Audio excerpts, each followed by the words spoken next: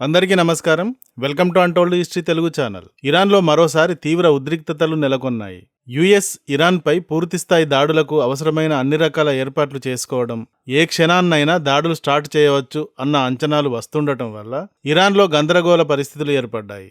దీనికి తోడు ఇరాన్లో విద్యార్థులు మరోసారి ఆందోళనకు దిగడంతో మరింత ఉద్రిక్తంగా పరిస్థితులు మారాయి. దీంతో ఈ పరిస్థితులను గమనిస్తూ ఉన్న ఇరాన్లోని భారత ఎంబసీ తాజాగా ఒక అడ్వైజరీని జారీ చేసింది. ఏమిటి ఈ అడ్వైజరీ అంటే, ఇరాన్లో ఉన్న భారతీయ పౌరులు అంతా తక్షణం ఇరాన్ని విడిచిపెట్టాలి. ఇరాన్లో మారుతున్న పరిస్థితుల దృష్ట్యా జనవరి 5వ తేదీన భారత ప్రభుత్వం జారీ చేసిన మార్గదర్శకాలకు కొనసాగింపుగా మళ్లీ అడ్వైజరీ జారీ చేస్తున్నాం. ప్రస్తుతం ఇరాన్లో ఉన్న భారతీయులు, విద్యార్థులు, యాత్రికులు, వ్యాపారవేత్తలు, పర్యాటకులు ఎవరైనా సరే మీరు కమర్షియల్ విమానాలతో సహా అందుబాటులో ఎలాంటి ప్రయాణ మార్గాలు ఉన్నా వాటిని ఉపయోగించుకుని తక్షణం ఇరాన్ని విడిచిపెట్టండి. భారతీయ పౌరులు, భారతీయ సంతతి వ్యక్తులు అత్యంత అప్రమత్తంగా వ్యవహరించండి. ఆందోళన జరిగే ప్రాంతాలకు దూరంగా ఉండండి. ఇరాన్లోని భారత ఎంబసీతో ఎప్పటికప్పుడు సంప్రదింపులు జరుపుతూ ఉండండి. ఇప్పటి వరకు ఎంబసీ వద్ద మీ పేరు నమోదు చేసుకుని ఉండకపోతే వెంటనే రిజిస్టర్ చేయించుకోండి అంటూ ఇలా భారత ఎంబసీ తన అడ్వైజరీలో తెలియజేసింది. సో ఈ విధమైన అడ్వైజరీని చూస్తే ఇరాన్ క్షణక్షణం యుద్ధానికి దగ్గరగా వెళుతోందని, ఎప్పుడు బాంబు పేలుళ్లు మొదలవుతాయో చెప్పలేం అనే విధంగా వాతావరణం అక్కడ ఉంది అనిపిస్తోంది. గత కొద్ది రోజులుగా యుఎస్ అధ్యక్షుడు ట్రంప్ చర్చలు కొనసాగకపోయినా విఫలమైన ఇరాన్ పైన పెద్ద ఎత్తున దాడులు చేస్తాం అంటూ హెచ్చరిస్తూ ఉండడం, యుద్ధ విమానాలను, ఎయిర్ క్రాఫ్ట్స్ క్యారియర్స్ ని ఇరాన్ చుట్టూ మోహరిస్తూ ఉండడం చూస్తే యుఎస్ ఇరాన్ పైన దాడి చేయక తప్పదు అని తెలుస్తూ ఉంది. ఇరాన్ యుఎస్ల మధ్య ఒమెన్ మధ్యవర్తిత్వంతో జనీవాలో చర్చలు జరుగుతున్నాయి. కానీ ఈ చర్చల్లో ఎలాంటి అవగాహన ఇంతవరకు కుదరలేదు. దీంతో ట్రంప్ 4 రోజుల క్రితం గురువారం రోజు 10 రోజుల గడువుతో అల్టిమేటం ఇచ్చాడు. మరో 10 రోజులు ఛాన్స్ ఇస్తున్నా ఈ 10 రోజుల్లో ఇరాన్ మా డిమాండ్స్ కి అంగీకరించకపోతే మేం దాడులు చేసి తీరుతాం, ఈ దాడులు సుదీర్ఘంగా కొనసాగవచ్చు అంటూ. మరి ట్రంప్ పెట్టిన గడువు దగ్గర పడుతూ ఉంది కనుక ఇక ఏ క్షణమైనా దాడి మొదలవచ్చు అన్న ఊహాగానాలు చేస్తున్నారు అంతా. ఈ పరిస్థితుల్లో భారత ఎంబసీ ఇరాన్లోని ప్రజలకు అడ్వైజరీని విడుదల చేసింది. ఎవరికి అందుబాటులో ఉన్న అవకాశాలను వాళ్ళు వినియోగించుకుని వెనక్కి వచ్చేయండి, ఇరాన్ని తక్షణం విడిచిపెట్టండి అంటూ. యుఎస్ అధ్యక్షుడు ట్రంప్ ఇరాన్ని చూసి ఆశ్చర్యపోతున్నాడట. యుఎస్ ఇరాన్ చుట్టూ ఇంత భారీ స్థాయిలో సైనిక శక్తిని కేంద్రీకరిస్తూ ఉంటే ఎందుకు ఇరాన్ ఇంకా లొంగిపోవడం లేదు అని, ఇరాన్ అణ్వాయుధాలను తయారు చేయడానికి కొద్ది దూరంలోనే ఉంది అని అమెరికా అండ్ యూరప్ దేశాలు క్లెయిమ్ చేస్తూ ఉన్నాయి. ఎందుకు ఈ దేశాలు ఇరాన్ పైన ఈ విధంగా ప్రెషర్ పెడుతున్నాయి? ఇరాన్ న్యూక్లియర్ ప్రోగ్రాం పై వీరంతా ఎందుకు పడి ఏడవాలి? పాకిస్తాన్ చేసింది, భారత్ చేసింది, నార్త్ కొరియా చేసింది, ఇరాన్ చేస్తే ఏమిటి? యుఎస్ ఎందుకు ఇంతగా ఇరాన్కి అడ్డుపడాలి అంటే, ప్రపంచ దేశాలన్నిటి మధ్య ఈ విషయంగా ఒక ఒప్పందం ఉంటుంది. ఆ ఒప్పందం పేరు non proliferation of nuclear weapons. Short గా దీనిని ఎన్పిటి అంటారు. ప్రపంచ దేశాలన్నింటితో పాటు ఇరాన్ కూడా ఈ ఒప్పందం పైన సంతకాలు చేసింది. 1970లోనే ఈ ఒప్పందానికి తాను కూడా కట్టుబడి ఉంటాను అన్నట్టుగా సంతకాలు చేసింది. ఏదైనా ఒక నాన్ న్యూక్లియర్ దేశం ఈ ఒప్పందం ప్రకారం న్యూక్లియర్ వెపన్స్ ని తయారు చేయకూడదు. తయారీకి ఏ ఇతర దేశం సాయాన్ని కూడా తీసుకోకూడదు. ఏ దేశము సాయం చేయకూడదు. ఇలా అని ఎన్పిటిలో చాలా స్పష్టంగా నిబంధనలు ఉన్నాయి. సో ఈ నిబంధనలను అంగీకరిస్తూ 1970లో ఇరాన్ సంతకాలు చేసింది. దీని ప్రకారం ఎన్పిటిలో ఉన్న భారత్, పాకిస్తాన్, ఇజ్రాయిల్ లాంటి కొన్ని దేశాలు తప్ప ఇతర దేశాలు న్యూక్లియర్ వెపన్స్ ని తయారు చేయకూడదు.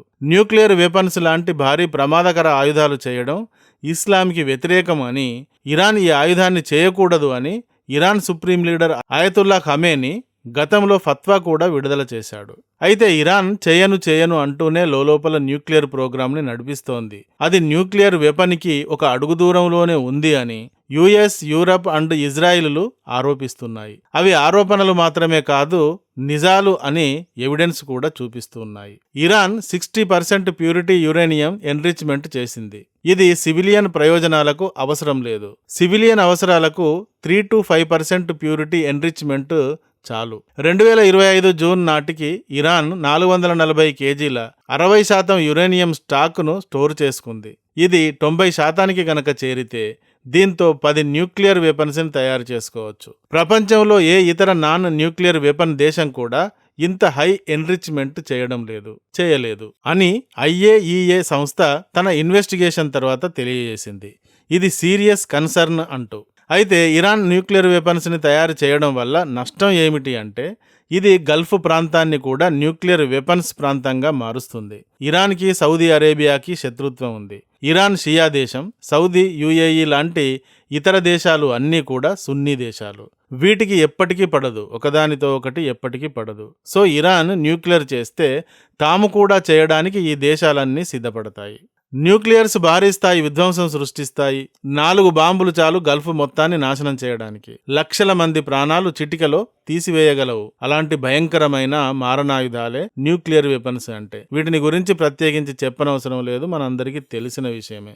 ఇది మానవతకే వ్యతిరేకం అని. ఇరాన్ ఇలా న్యూక్లియర్ బాంబ్స్ తయారు చేస్తే తర్వాత ఈ ప్రాంత దేశాలన్నీ కూడా ఆయిల్ కర్మాగారాలకు బదులు న్యూక్లియర్ బాంబు తయారీ కర్మాగారాలుగా మారతాయి. ఇవి ఏ ఒక్క దేశానికో ఏ ఒక్క ప్రాంతానికో ప్రమాదం కాదు, ప్రపంచానికే ప్రమాదం అంటూ యుఎస్ ఇరాన్ పైన దాడికి సిద్ధమవుతోంది.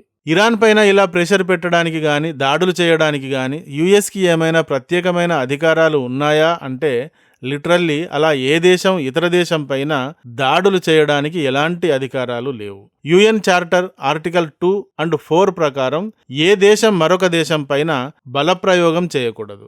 ఏ దేశమైనా మరొక దేశం యొక్క సావర్నిటీని గౌరవించాలి. ఇందుకు ఏ మినహాయింపు లేదు. కానీ ఇక్కడే మరొక ఆర్టికల్ ఉంది, సెల్ఫ్ డిఫెన్స్ ఆర్టికల్ 51 అంటూ.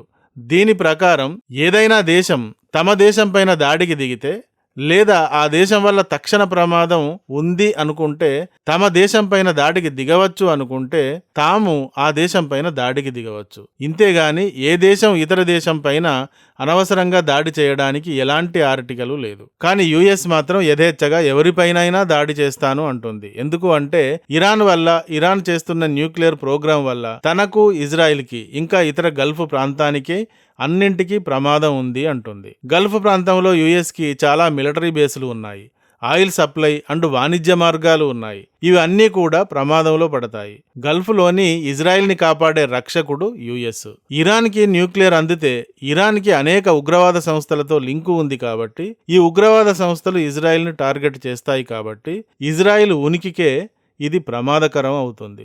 ఈ ఇరాన్ ఉగ్రవాద ప్రాక్సీల వల్ల ఇజ్రాయిల్కే కాదు గల్ఫ్లోని యుఎస్ స్థావరాలకు, వాణిజ్యానికి అన్నింటికీ సవాలే అవుతుంది. ఇలాంటి కారణాలను చూపించి యుఎస్ ఇరాన్ పైన దాడులకు దిగుతుంది. ఇంతేగాని ఇరాన్ పైన దాడి చేయగల ఏ అధికారము యుఎస్కి ప్రత్యేకంగా లేదు. 2025 జూన్లో యుఎస్, ఇజ్రాయిల్లు కలిసి 12 రోజులు ఇరాన్లోని న్యూక్లియర్ స్థావరాలపైన దాడులు చేశాయి. నటాంజ్, ఫార్దో, ఇస్ఫహాన్ లాంటి కేంద్రాలను దెబ్బతీశాయి.